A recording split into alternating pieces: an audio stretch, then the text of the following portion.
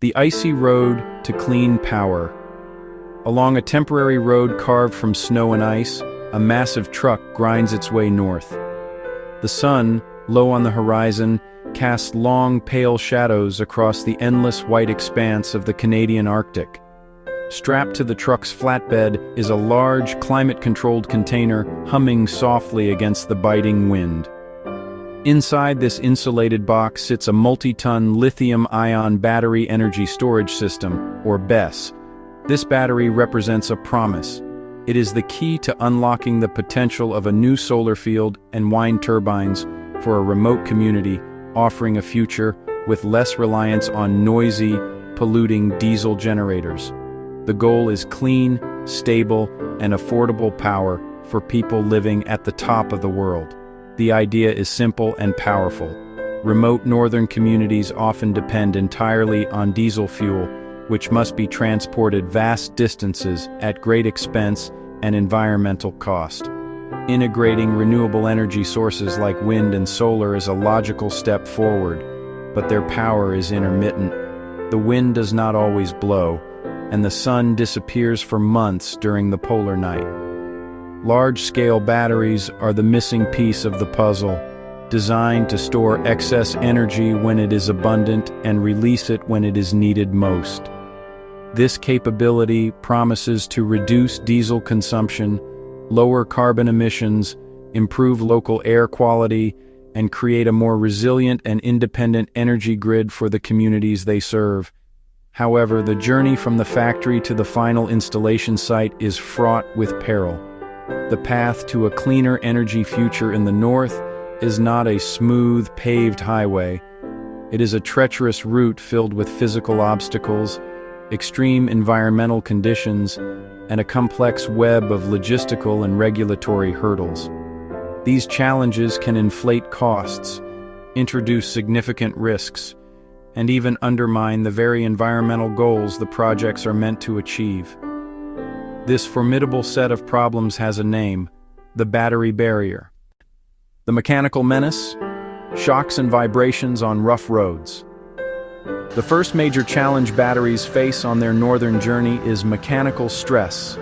Imagine a multi-ton battery module, a complex assembly of cells, electronics, and cooling systems, being transported over hundreds or even thousands of kilometers of unpaved gravel highways or seasonal ice roads. These surfaces are notoriously uneven.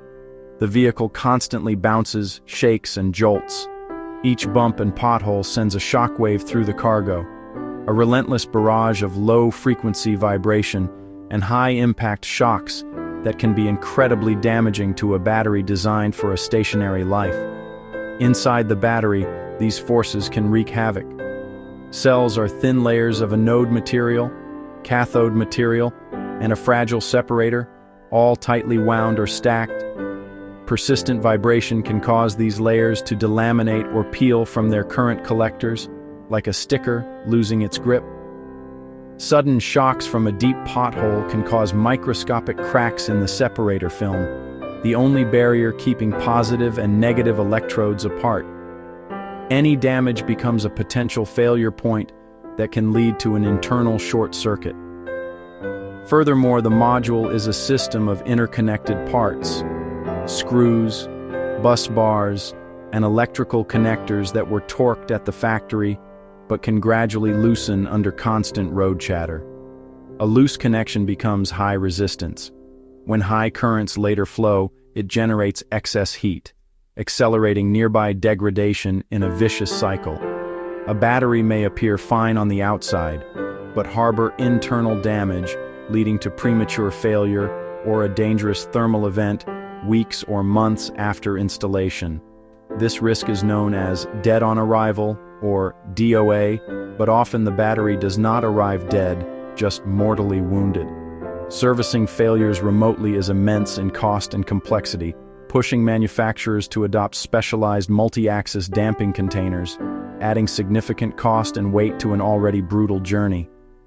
The cold's cruel chemistry, thermal risks to battery life.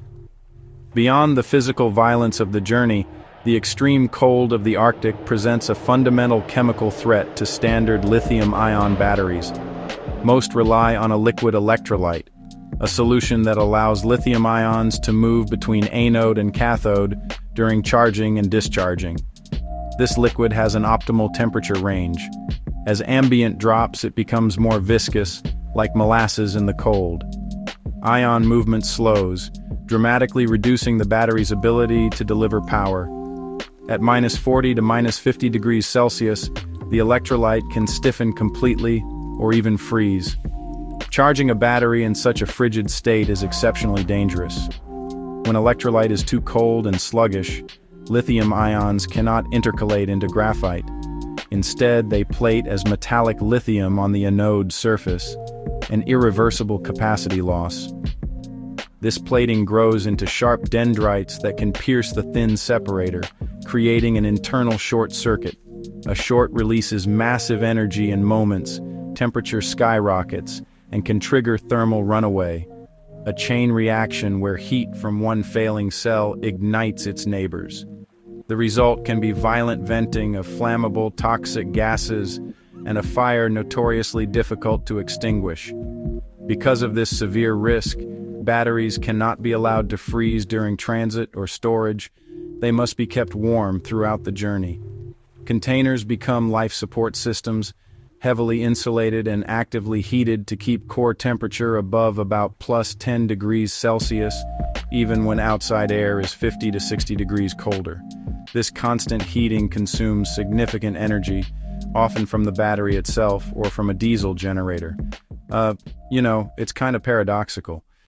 The rules of the road and sky, navigating transport regulations. The third major barrier is regulatory.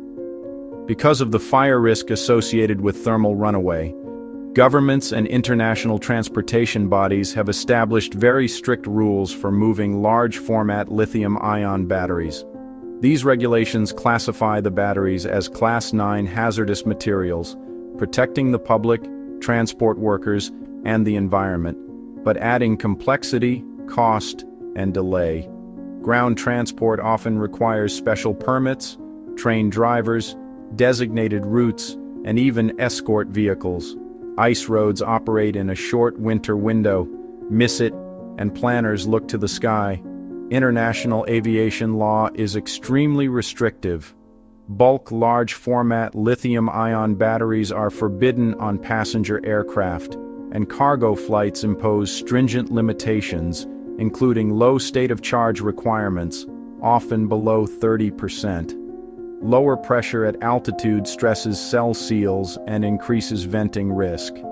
Standard halon suppression is not effective against lithium-ion fires that can generate their own oxygen and reignite. Air freight permissions become rare, expensive, and paperwork-intensive, a last resort. Regulations create a logistical vice. Ground is slow, mechanically brutal, and seasonal. Air is largely prohibited or prohibitively costly. Timelines and budgets swell. A few weeks of thaw can delay a project by a full year. So that's the reality. To protect batteries from the twin threat of cold and shock, they travel in specialized, insulated, heated containers, mobile engineered environments, not standard boxes. Heavy insulation is the first line of defense, but active heating is essential for multi-week journeys to maintain about +10 degrees Celsius inside. With outside at -45 to -50, heaters may need roughly 1 kilowatt continuously. Over a 21-day haul, that equals about 504 kilowatt hours. If drawn from a 2 megawatt-hour battery, transit heat alone can deplete over 25% before commissioning, an inefficiency baked into the life cycle. Using a small diesel heater avoids draining the pack, but introduces direct emissions, a few liters per hour, adding up to hundreds of liters and notable CO2 over 3 weeks, all before operations begin. That is the real cost of keeping batteries warm on the way north. The primary justification for deploying batteries in the north is to reduce carbon emissions, but the battery barrier forces us to scrutinize the full life cycle. A 2 megawatt-hour system can embody roughly 140 tons of CO2e before it leaves the factory, the initial carbon debt. Line haul adds more. A heavy 8x8 truck can consume about 85 liters per 100 kilometers. Over 2,000 kilometers, that is circa 1,700 liters, roughly 4.5 tons of CO2. If weather forces airlift, a Sikorsky S-92 burns about 1,200 liters per hour. Transport emissions skyrocket.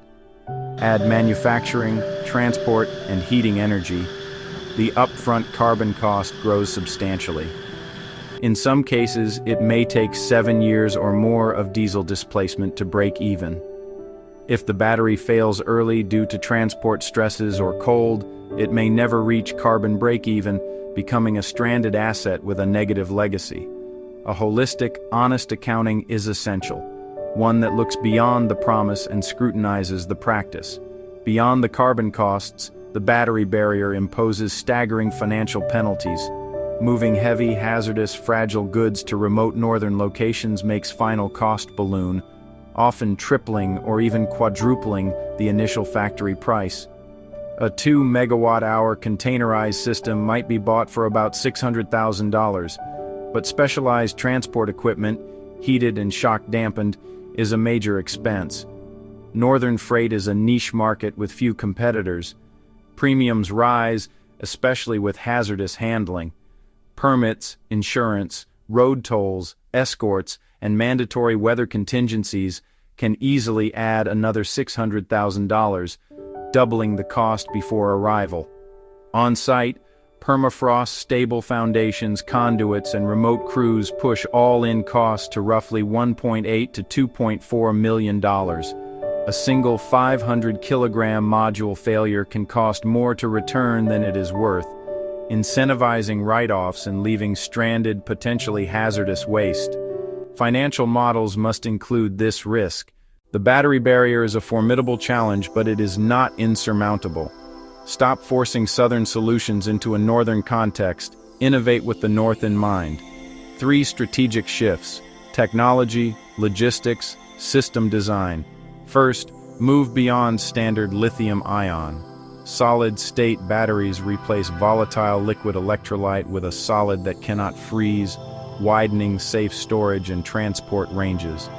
Sodium-ion leverages abundant sodium, can be tuned for low temperatures, and tends to be inherently safer. Commercialization and pilot testing of these cold-hardy chemistries are critical first steps. Second, re-engineer the supply chain. Ship dry, fill local. Transport inert, uncharged components, cell stacks, casings, electronics, as regular cargo to subarctic gateway hubs. At these hubs, trained technicians add specialized low-temperature electrolyte and perform first charge and commissioning in a controlled environment, reducing hazardous transport and creating local jobs. Third, design integrated systems. Recover waste heat from diesel generators, community buildings, or industry to keep the battery enclosure at optimal temperature, slashing parasitic electric heating. This closed-loop approach boosts efficiency, reliability, and cost-effectiveness, turning heat from liability into asset.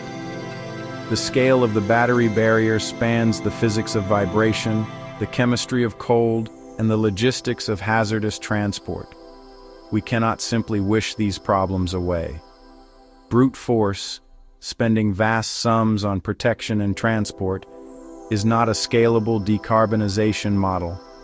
It can enrich a few logistics firms more than it helps communities while risking failure and harm. The answer is to pursue the goal intelligently. Adopt cold-resilient chemistries, localize final assembly at regional hubs, and design thermal electric systems. This requires focused investment, rigorous engineering, and a commitment to learning. Governments, industry partners, and community leaders must back well-designed pilots. See how solid state survives an ice road, work out a cell injection hub in Yellowknife or Inuvik, Build a microgrid that truly captures and recycles waste heat. Careful pilots de-risk technology and build confidence among investors, regulators, and, most importantly, communities. We need better rules, real-time journey monitoring, decommissioning bonds to prevent stranded waste, and subsidies that reward efficiency and resilience.